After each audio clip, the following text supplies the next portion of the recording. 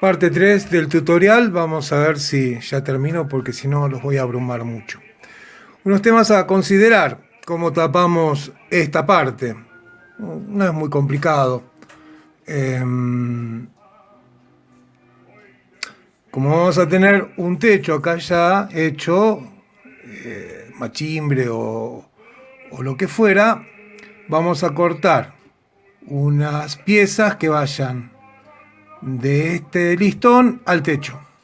De este listón al techo, y ahí nos va a permitir instalar el machimbre. Tema 2.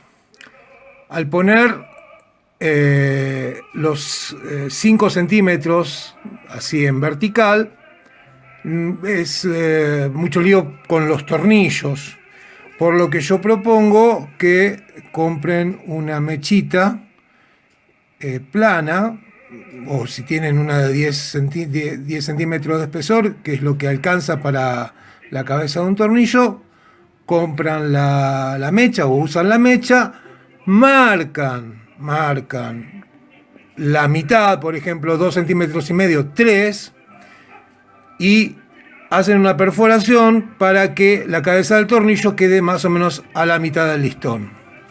De esta forma, no hay que comprar tornillos muy largos.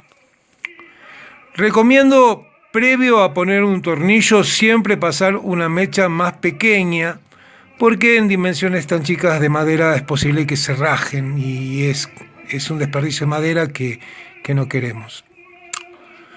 Otro tema a tener en cuenta es este ángulo. Este ángulo lo va a dar cuando ya tengamos armada la cama inferior, el parante y el larguero.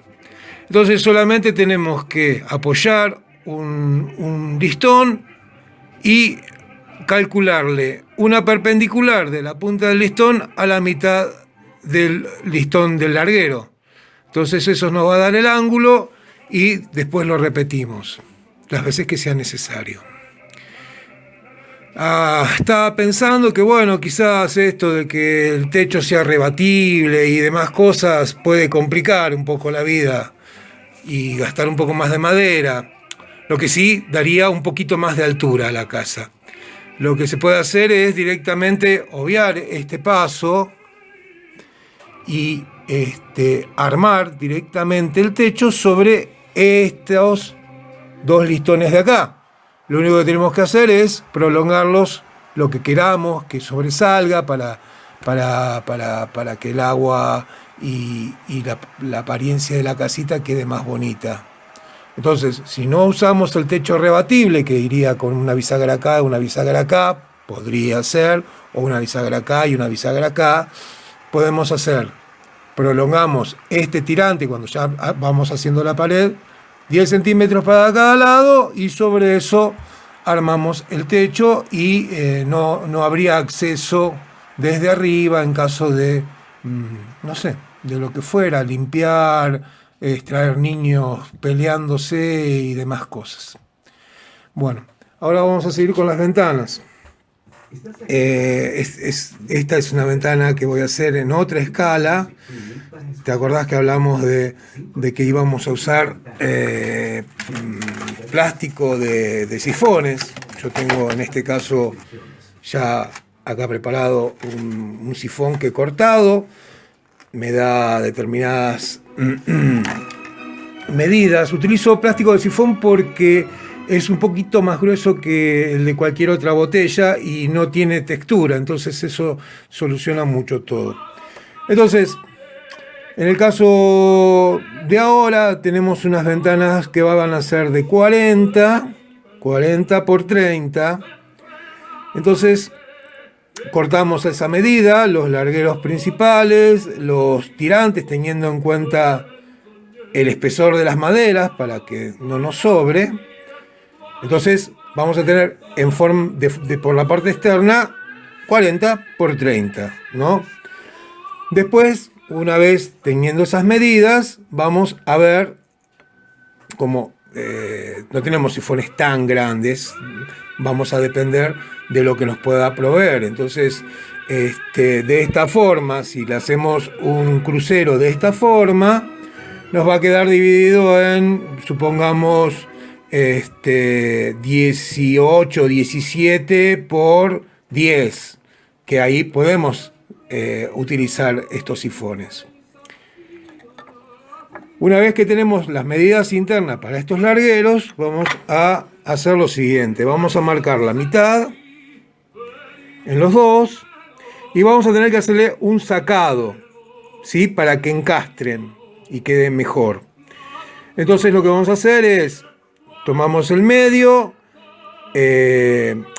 las maderitas no tienen que ser del tamaño, o pueden ser del tamaño del listón, pero bueno, supongamos que las maderitas estas son de 2 por 2, solamente para hacer más fácil las cuentas.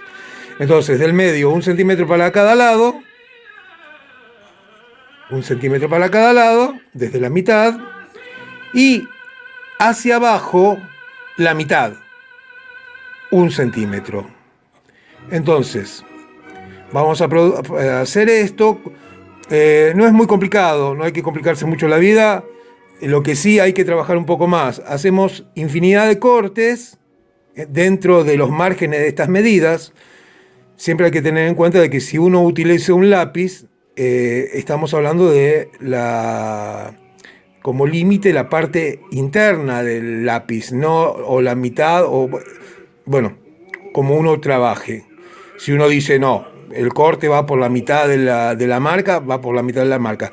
Esto es solamente para evitar que luego no tengamos problemas de que bailen mucho las piezas. Voy a armar todo y les muestro. Bien, acá ya hice los cortes, un montón de cortes, ¿sí? Y ahora con un formón, un cuchillo o lo que fuera, vamos a ir quebrando estos pedacitos y va a quedar de esta forma el encastre. Bueno, ya está terminada la ventana, el encastre quedó bastante bien, ahí lo pueden apreciar. Siempre es preferible pecar de amarrete que exagerar y hacer las marcas y los cortes muy grandes. Si te queda chico y no te encastra, trabajas un poquito más y de esa forma vas a lograr un encastre más firme que le va a dar estabilidad a la ventana. Este de acá, básicamente, con un poco de cola de carpintero, no hace falta clavarlo ni nada. Estos, sí, esto va a ser, bueno, clavos de acá, clavos de acá, de acá, de acá, y cada uno de estos cruceros también ponerle un clavo y o un tornillo. Bueno, yo ya me adelanté y corté el futuro vidrio, que acá, bueno, obviamente va a ser un poco más difícil de ver. ¿Qué hice? Puse por debajo mi sifón abierto, marqué bien marcado. Eso es importante, hasta es posible que hacerlo mucho va a ayudar a futuro, la parte interna, y tenemos que tener en cuenta que como le vamos a hacer una solapa, ¿sí?, de aproximadamente el alto de la madera, que nos quede holgado el cálculo cuando vayamos a hacer la ventana y el supuesto vidrio. Bueno, yo doblé por esa línea de marca, las esquinas he tenido que hacerles una entresacada, a ver si ahí se puede apreciar, ¿sí? Porque al doblarlo no se puede montar uno sobre otro, ¿sí? Entonces luego nos resta pensar hacia qué lado va a quedar el vidrio. Yo ahora elijo este lado de acá.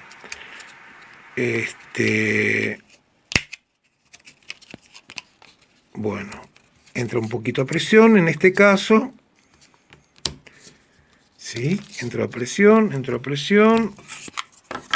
Sí, entro a presión. Veo que quedé hasta el borde. Y luego, sobre este borde que me queda, puedo hacer varias opciones. Puedo ponerle grampas y luego en cualquier maderera o ferretería venden maderitas con la cual taparíamos esto, ¿sí?